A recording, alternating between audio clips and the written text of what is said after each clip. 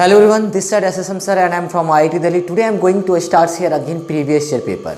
Dear students, आज का जो सेशन है ये आपके लिए बहुत इंपॉर्टेंट है। हो सकता है ये मुश्किल से 10 मिनट का जो सेशन होगा, इसमें मैं आपको परमुटेशन एंड कॉम्बिनेशंस के आए हुए क्वेश्चंस को कैसे सॉल्व करेंगे विदाउट एनी कॉन्सेप्ट। अगर किसी को भी कॉन्सेप्ट नहीं आता, चाहे कोई बच्चा बिल्कुल गांव देहात से हो, चाहे किसी बच्चे का बैकग्राउंड कभी मैथ्स का रहा ही नहीं हो, कभी कोई बच्चा कोई एप्टीट्यूड पढ़ा ही ना हो, फिर भी वो बच्चा कैसे प्रीवियस ईयर पेपर को चुटकी में सॉल्व कर सकता है। आप बिल्कुल ध्यान से देखिए, सिंपल सी फंडा बताता हूँ। प्रीवियस ईयर पेपर को सॉल्व करने के लिए पहले मैं आपको थोड़ी देर के लिए मैं आपको कॉन्सेप्ट बता दे रहा हूँ, अब समझ लीजिए। डियर फ्रेंड्स, एक होता है परमुटेशन और एक है combination. But my question is here, what is permutation and what is combination. Dear, मैं एक छोटा सा स्टोरी के थ्रू समझाता हूँ। बेसिकली परमुटेशंस का मतलब क्या होता है, कॉम्बिनेशंस का मतलब क्या होता है। मैं मान के चलता हूँ कि आप एक आईएएस ऑफिसर बन गए। जब आप आईएएस ऑफिसर बनेंगे तो जाहिर सी बात है कि आपके घर वाले, आपके पेरेंट्स, आपके जो शुभचिंतक लोग हैं आपकी शादी करने की बात करेंगे। जब आपकी शादी की बात होगी तो आप मुझे एक बात बताइए, आपकी जब शादी की बात होगी तो क्या आपके पास ऐसा क्या रूल है कि पहले आपके लिए आपकी मम्मी लड़की लेकर के आएंगी, मम्मी किसी लड़की का रिश्ता लेकर के आएंगी, क्या कोई बहन आपके लिए लड़की का रिश्ता लेकर के आएंगे, या कोई ब्रदर या कोई कजन? ऐसा तो नहीं है ना, ऐसा नहीं है। दूसरी तरफ क्या है कि आप हमें एक बात बताइए, जब आप आईएएस ऑफिसर बन जाएंगे तो आपके पास बहुत सारी लड़कियों के फोटो आएंगे। लड़कियां अगर आईएएस बन जाएंगी तो उनके पास बहुत सारे लड़के के फोटो आएंगे।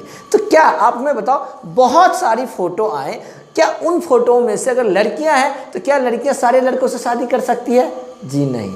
क्या लड़के सारी लड़कियों से शादी कर सकती है? नहीं। तो आंसर आएगा कि सर उसमें से केवल एक लड़की से मैं शादी कर सकता हूँ। लड़की कहेंगे सर मैं एक लड़कों से शादी कर सकता हूँ। इसका मतलब क्या है, आपके पास बहुत सारी फोटो आई, आपके पास बहुत सारी फोटो थी, आपने उस फोटो में से आपने क्या किया, एक को सिलेक्ट किया। क्या किया? सिलेक्ट किया। लेकिन वो फोटो जो आई उस फोटो में से आपने क्या किया? सिलेक्ट किया। सिलेक्ट करने के साथ साथ आपने उस फोटो में से, पहली बात तो आपने क्या किया, सिलेक्ट करने से ही पहले आपके पास क्या थे, आपके पास बहुत सारी चॉइस थे।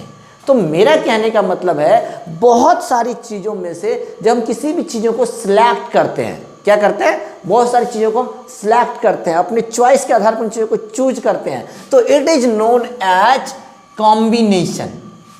समझ में आ रही? अब फिर से एक बात और बताना चाहूँगा।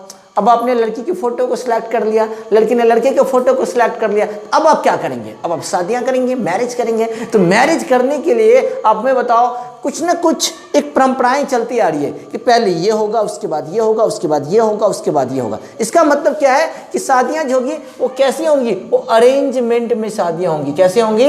अरेंजमेंट। तो अरेंजमेंट कैसा होगा? In order. किसमें होगा? एक ऑर्डर। तो मेरा कहने का मतलब है, परमुटेशन का मतलब होता है वही शादी को अरेंज करना। शादी का जो अरेंजमेंट होगी वो कैसी होगी? एक ऑर्डर में होगी। एक शादी में क्या होगी? एक ऑर्डर में होगी। यहीं से मैं एक IIT दिल्ली इश्यूज में एक बात बता दूं, यहीं से किसी एग्जाम्स में एक बार क्वेश्चन पूछा गया था कि हमें ये बताइए, ऑर्डर इज इम्पॉर्टेंट परमुटेशन में है या नहीं है? तो परमुटेशन में ऑर्डर का इम्पॉर्टेंट बहुत ज़रूरी है, ऑर्डर होना इंपॉर्टेंट है। ठीक है, आपको ये बात समझ में आई? तो किसी भी चीज़ को, मेरा कहने का मतलब है, हम अरेंजमेंट, जब अरेंजमेंट करेंगे तो मान के चलिए, मैं एक बात समझिए, मान के चलिए यहाँ पे कोई भी n चीज़ें हैं। क्या चीज़ें हैं? n चीज़ें हैं। इसमें से आप चीज़ों को आप अरेंज करेंगे तो NPR का मतलब होता है, n कोई चीज़ थी, उसमें से हमने R चीज़ों को क्या किया? अरेंज किया। अब यहाँ पे क्या मान के चलिए, n कोई फोटो है, n क्या है? कोई फोटो है। इस फोटो में से आपने R नाम की फोटो को क्या किया? सिलेक्ट किया। n फोटो, n मतलब n टाइप्स के फोटो हैं, आप उस फोटो में से R को क्या किया? आपने सिलेक्ट किया। इसको क्या किया? आपने सिलेक्ट किया। क्लियर? और यहाँ पे n फोटो में से R फोटो को आपने क्या किया? अरेंज किया। बातें समझ में आ गई? तो डियर फ्रेंड्स, NPR का फॉर्मूला होता है n फैक्टोरियल अपॉन में n माइनस, सॉरी ये n है ना, तो यहाँ पे ये वाला n ले लीजिए, कोई दिक्कत नहीं है। n फैक्टोरियल अपॉन में n माइनस R फैक्टोरियल। ये NCR का मतलब क्या हो जाता है? इसका मतलब होता है, स्मॉल ही ले लीजिए, कोई दिक्कत नहीं है, n फैक्टोरियल अपॉन में R फैक्टोरियल अपॉन में n माइनस R फैक्टोरियल। बताओ यहाँ तक किसी को कोई दिक्कत? अगर किसी को कोई दिक्कत आती है डियर फ्रेंड्स तो आप हमें 9643416444 9643416444 ये हमारा व्हाट्सअप नंबर है। इस व्हाट्सअप नंबर भी और कॉलिंग नंबर भी क्या 40 है। आप में जो इस व्हाट्सअप नंबर पे आप मुझे कॉल करके आप मुझसे पूछ सकते हैं, अपने डाउट्स को क्लियर कर सकते हैं। और एक बात और बता दूं, लगे हाथ हमारा जो बैचेज है करीब इस 10th मई 10 मई से हम क्रैश कोर्स स्टार्ट कर रहे हैं। उस क्रैश कोर्स की जो फीस है 1500 है। क्वेश्चन ये आता है कि सर आप 1500 में क्रैश कोर्स स्टार्ट कर रहे हैं, इसका मतलब ये है कि हमने अभी तो मैंने क्या बताया कि ये 10 मई से हमारा क्रैश कोर्स स्टार्ट होने वाला है, जिसकी फीस है ओनली 1500 रुपीज़। क्योंकि जो बच्चे मेरी लाइव क्लास में एडमिशन्स नहीं ले पाए बिकॉज ऑफ सर्वर प्रॉब्लम, आप बहुत इजी तरीके से आप 10 मई से जो हमारी लाइव क्लासेस होंगी, करीब ये 1 वीक की क्लासेस चलेंगी, 10 से 17 18 तक चलेगी, बहुत ज़्यादा तो 20 तक चलेंगी। इसमें आप एडमिशन्स ले सकते हैं। अभी आप कॉल करके आप काउंसलर से पूछ सकते हैं कि क्या प्रोसेस है, कैसे एडमिशन्स होते हैं। क्लियर माय डियर फ्रेंड्स, मेरा कहने का मतलब हम किसी भी चीज़ों को अरेंजमेंट करेंगे तो n फैक्टोरियल अपॉन में n minus r factorial, NCR का मतलब है n फैक्टोरियल अपॉन में r फैक्टोरियल अपॉन में n माइनस r फैक्टोरियल। अब मैं आपको एक बात बताता हूँ, इसको थोड़ा सा इरेज कर देता हूँ। आप देखिए इसमें सिंपल n फैक्टोरियल का मतलब क्या होता है, n फैक्टोरियल का मतलब क्या होता है। यहाँ पे देखिए, यहाँ पे n फैक्टोरियल का मतलब होता है n, इसको छोड़ो आप सीधा n फैक्टोरियल मतलब आप सिंबल देखो, जैसे मैंने लिखा 5 फैक्टोरियल, तो 5 का मतलब है यहाँ 5 लिखेंगे, 5 से एक कम कितना होगा 4, फिर 4 से कम 3, फिर 3 से कम 2, फिर 2 से कम 1, यानी कि लास्ट 1 तक चलेंगे। ठीक है, तो इसको मल्टीप्लाई करके लिए 5 4 जा 23 जा 120। अगर आप इसी को 10 फैक्टोरियल लिखेंगे तो आप क्या लिख सकते हैं 10 इंटू में 9 इंटू 8 ऐसे मल्टीप्लाई बाई 1 तक जा सकते हैं। क्लियर है। तो अब मैं यहाँ पे कोने में लिख देता हूँ NPR का फॉर्मूला क्या था, n factorial n minus r factorial. NCR का मतलब क्या है n फैक्टोरियल अपॉन में r factorial n minus r factorial. अब क्वेश्चन ये आता है कि सर मैं तो फॉर्मूला भी नहीं याद कर पाऊंगा, मैं फॉर्मूला कैसे भूल जाऊंगा। तभी तो मैं कह रहा हूँ क्रैश कोर्स में आप एडमिशन लीजिए, आप क्रैश कोर्स में आइए, मैं आपको बताऊंगा फॉर्मूला याद करने की जरूरत ही नहीं है। फॉर्मूला तो याद करने की जरूरत ही नहीं है, सिंपल फंडा है। अगर मैं एक बात बताऊं, अगर मैंने यहाँ पे लिखा 5C3 लिखा तो 5C3 इसका मतलब 5C3 है, तो 5 को है ना 3 बार आप पीछे बैक कर दो तो 5 4 3, देखो 1 2 3 टाइम्स पीछे कर दिया। अब ये 3 एंड 3 से कर दो 3 2 1, ये सब टॉपिक्स होते हैं सॉल्व करने के। 3 3 जा कैंसिल, 2 से 2 2 जा 4, आंसर कितना आएगा 10 आएगा। क्लियर है। अब देखो मैं इसी चीज़ों के आधार पर जब भी कोई बहुत सारी चीज़ों में से यहाँ पे 5C3 का मतलब क्या है, 5 में से हमने 3 चीज़ों को क्या किया, सिलेक्ट किया, 3 चीज़ों को क्या किया, कॉम्बिनेशंस किया। क्लियर है। अब देखिए आपके यूपीएससी के एग्जाम्स में, आईएएस के एग्जाम्स में यहीं से जो है क्वेश्चन पूछा गया था प्रीवियस ईयर पेपर में। बहुत ही सिंपल क्वेश्चन है। क्या क्वेश्चन ये लिखा हुआ है, मैं इंग्लिश में या हिंदी में क्वेश्चन लिखता हूँ, हिंदी मीडियम वाले हिंदी में आप ट्रांसलेट कर लेंगे या तो मैं बता देता हूँ। देखिए option number A 20, option number B 25, option number C 40 and option number D 45। 20 25 20 20 25 40 45। हाँ ओके फाइन डियर फ्रेंड्स, आप ये क्वेश्चन देखेंगे, ये बिल्कुल प्रीवियस ईयर का क्वेश्चन है, ये CSAT के क्वेश्चन है, प्रीवियस ईयर के क्वेश्चन है, प्रीवियस ईयर ही क्वेश्चन है। आप इस क्वेश्चन को सॉल्व करने के पीछे आप किसी कॉन्सेप्ट को मत रखिए, आप लॉजिकल चीज़ों को समझिए। मैं क्या समझाना चाहती हूँ, एप्टीट्यूड का क्वेश्चन है। क्या बोला है, जब 10 व्यक्ति एक दूसरे से हाथ मिलाते हैं तो यह कितने तरह से संभव है, यानी कि when 10 people handshake each other. कहने का मतलब क्या है, आप इस क्वेश्चन को ध्यान से समझिए, क्वेश्चन को ध्यान से। तो बोला क्या गया है, जब 10 व्यक्ति एक दूसरे से हाथ मिलाते हैं। अब यहाँ पर देखो, इसको रटने की जरूरत नहीं है, कई जगह सॉल्यूशंस में लिखा क्या होता है 10C2 ये लिखा होता है। भाई ये क्यों लिखा होता है, आप इसके पीछे लॉजिक को समझो। 10C2 आप हमें बताओ, जब हमारे पास हम 10 लोग खड़े हैं यहाँ पे, है ना, we are standing here with 10 peoples, तो क्या हम 10 लोग यहाँ पे खड़े हैं, तो क्या 10 लोग में से हाथ कितने लोग मिलाएगा, हाथ कितने लोग, हाथ मिलाने का प्रॉपर तरीका सिर्फ 2 ही लोग मिलाएगा। तो 10 लोग में से केवल हाथ मिलाने का प्रॉपर तरीका कितने हैं, जब 2 लोगों का 2 हाथ जाएगा। समझ में आ रही है बात, जब 2 लोगों का 2 हाथ जाएगा, इसका मतलब क्या है, 10 लोगों में से जब 2 लोगों का हाथ जाएगा, इसका मतलब आप क्या कर रहे हैं कि यानी कि आप कह रहे हैं ये 2 क्या है, ये 2 पीपल सिलेक्ट कर रहे हैं। हम क्या कर रहे हैं, 2 पीपल सिलेक्ट कर रहे हैं, यानी 10 लोग में से जब हम 2 पीपल को सिलेक्ट करेंगे तभी जाकर कहेंगे कि पहले 10 लोग में से ये टोटल 10 लोग हैं, 10 लोग में से 2 लोगों को हमने क्या किया, पहले सिलेक्ट किया। मैंने क्या बताया था, जब भी कॉम्बिनेशंस की बात आएगी तो कई सारी फोटो में से पहले क्या करते हैं, फोटो को सिलेक्ट करते हैं। तो कई सारे फोटो में से यहाँ पे उसी तरीके केवल 10 लोग हैं, उन 10 लोगों में से पहले हमने 2 लोगों को सिलेक्ट किया। तो 10 में से पहले 2 लोगों को सिलेक्ट किया, वो 2 लोग हाथ मिलाएंगे, वो तरीका होगा फर्स्ट। अब लोग कहेंगे यहाँ पे पी नहीं आएगा, क्यों? अगर हम यहाँ पे 10P2 लिखेंगे तो पी का मतलब होता है अरेंजमेंट करना। क्या 10 लोग में से क्या 2 लोग हाथों को क्या अरेंज करते हैं? आप खुद सोचो, हाथ को अरेंज नहीं करते हैं, हाथ को हैंड शेक करते हैं, मिलाते हैं, सिलेक्ट करते हैं। तो इसका मतलब तभी है कि कुल 10 लोग हैं, इस 10 लोग में से, टोटल 10 लोग में से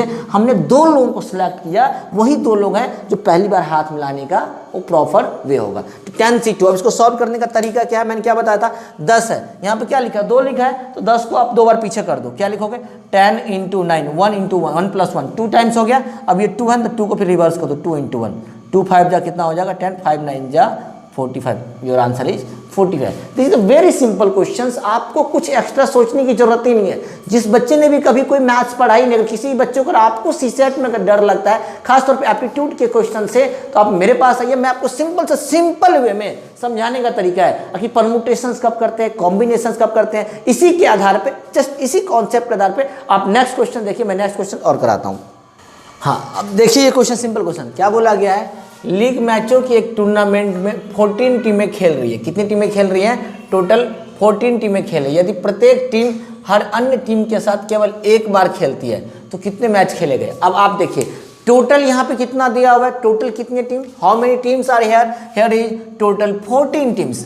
अब हमें एक बात फिर से सोचो, यहाँ पे अरेंज करेंगे या कॉम्बिनेशन करेंगे, परमुटेशंस करेंगे या कॉम्बिनेशंस करेंगे, अरेंज करेंगे या चीज़ों को सिलेक्ट करेंगे या सिलेक्शंस करेंगे या चॉइस करेंगे, क्या करेंगे? अब चीज़ों को ध्यान से समझिए।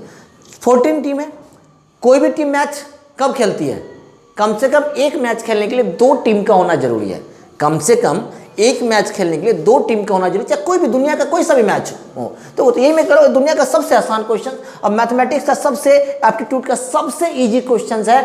देखो इजी क्वेश्चन जब भी होगा जो आप चीज़ों को समझेंगे। अगर आपको चीज़ें बिल्कुल समझ में नहीं आती है, मैं अभी भी कहना चाहता हूँ, you can call me on this number 9643416444। इस नंबर पर कॉल कर सकते हैं आप, इस नंबर पर व्हाट्सअप कर सकते हैं। अगर आपको चीज़ें समझ में नहीं आती, आप मेरे से एक बार नहीं 10 बार पूछ सकते हैं, मेरी काउंसलर से बात कर सकते हैं, फिर मैं आपसे बात करके मैं चीज़ों को बिल्कुल क्लियर करूंगा। क्योंकि मुझे पता है कि एप्टीट्यूड के क्वेश्चन को कितना जल्दी, कितना सटीक तरीके से कैसे सॉल्व किया जाए, और भी बिल्कुल कम दिनों में सॉल्व की कैसे तैयारी किया जाए, कम दिनों के अंदर। अब देखिए टोटल आपके पास टीम 14 है। एक मैच खेलने के लिए या कोई सा मैच खेलने केवल 2 टीम की जरूरत है। तो आप क्या करोगे, 2 टीम को उसमें से सिलेक्ट करोगे। टोटल 14 टीम है, 14 टीम में से 2 टीम को हमने क्या कर दिया, सिलेक्ट कर लिया। जब सिलेक्ट करते हैं तो क्या लगाते हैं, कॉम्बिनेशन करते हैं। तो my dear friends, that's why here is we use 14C2। It becomes 14 को हम कितनी बार पीछे करेंगे, ये 2 है तो 2 बार पीछे करेंगे, तो 14 × में 13, 1 और 1 2 बार पीछे हो गया। अब ये 2 है तो 2 × में, ये देखिए ये सब शॉर्ट ट्रिक है, कैसे हम जल्दी से कैसे क्वेश्चन को क्विकली सॉल्व कर सकते हैं। तो 2 7 जा 14, 13 7 जा 91। Your final answer is 91। Dear friends, आपको एप्टीट्यूड खास तौर पे CSAT के पोर्शन से इस टाइप के जो एप्टीट्यूड के जो क्वेश्चन आएंगे, परमुटेशन कॉम्बिनेशन से, मैं बताऊं आपको बहुत ही अच्छे से अच्छे एप्टीट्यूड के क्वेश्चंस बनाए जाते हैं और बनाए जाते रहे हैं। और हो सकता है आपके पेपर्स में अगर परमुटेशन कॉम्बिनेशन से क्वेश्चन आ जाए तो किस किस डायमेंशन से क्वेश्चन आ सकते हैं, कैसे कैसे कौन कौन से चीज़ों को एक कहते नहीं कि मिक्स करके क्वेश्चन पूछा जा सकता है। मैं आपको क्लास में इसी टाइप के क्वेश्चंस को कराता हूं और कराता रहूँगा। आप मेरे क्रैश कोर्स में आप ज्वाइन कर सकते हैं। इस ज्वाइन करने के लिए आप इस नंबर पर व्हाट्सअप के थ्रू या कॉलिंग के थ्रू आप जान सकते हैं। इसकी जो फीस है ओनली 1500 रुपीज़ है। 10 मई से स्टार्ट होने वाला है, ठीक है ना। तो आप आए इस क्रैश कोर्स में ताकि आपका जो पेपर 1 की जो तैयारी है वो आपका बिल्कुल भी वेस्ट ना जाए। क्योंकि आपने कई सालों से, देखिए ये आपका प्रीशियस टाइम है, आपने कई दिनों से आप अपनी तैयारी में पूरी जी जान झोंक के आप तैयारी कर रहे हैं। तो एक छोटा सा हो सकता है आपको छोटी सी गाइडेंस मिल जाए, हो सकता है छोटा सा आपको स्ट्रैटेजी मिल जाए, हो सकता है क्वेश्चन को सॉल्व करने के आपको आते तो है तरीके सॉल्व करने के, लेकिन हो सकता है कि कुछ आप उस मेथड्स को जानने से, मेरे कॉन्सेप्ट को आपको जानने, हो सकता है आप क्वेश्चंस को बहुत ही जल्दी से सॉल्व कर सकते हैं, बहुत ही क्विकली सॉल्व कर सकते हैं। इट मीन्स ये कि आप आपका टाइम सेव ही नहीं होगा। हो सकता है आपके CSAT के पोर्शंस में अच्छा मार्क्स आप स्कोर कर सकते हैं। जब आपका CSAT पेपर क्वालिफाई होता है तभी जाकर के आपका पेपर 1 जो GS का है वो आपकी कॉपी चेक होंगी। तो माय डियर फ्रेंड्स, आप आए, ज्वाइन करें, मैं तो ये सजा दूंगा, क्योंकि 1500 रुपीज़ कोई बहुत बड़ा अमाउंट नहीं है। 1500 रुपीज़ में तो आजकल इंसान एक शर्ट भी पहनता है, पता नहीं क्या नहीं कर लेता। तो 1500 रुपीज़ बहुत ज़्यादा नहीं है। आप ज्वाइन कीजिए, आप चीज़ों को सीखिए। हो सकता है आपको कुछ नए नए क्वेश्चन को सीखने के आपको तरीके हो जाए, आपको आते होंगे लेकिन आपको कुछ नई चीज़ें सीखने को मिलेगा। मेन थिंग क्या है, इंपॉर्टेंट क्या है, मेरा ये कहने का मतलब है आप चीज़ों को सीखते रहे। मेरे वीडियो प्रीवियस ईयर मैं रेगुलर में अपडेट करता रहता हूँ। आप चैनल को जो सब्सक्राइब कीजिए, आपके जो दोस्त सर्कल, जो भी फ्रेंड सर्कल है, उन दोनों को बताइए जो बिल्कुल ऐसे जगह रह रहे हैं, जो तैयारियां नहीं कर पा रहे हैं, उनको किसी भी चीज़ का प्रॉब्लम्स आ रही है, उन चीज़ों को आप शेयर कर दिए ताकि उनको हेल्प हो जाए, गाइडेंस हो जाए। Thank you so much dear friend, thank you. और चैनल को सब्सक्राइब और कमेंट जरूर कीजिए। Thank you.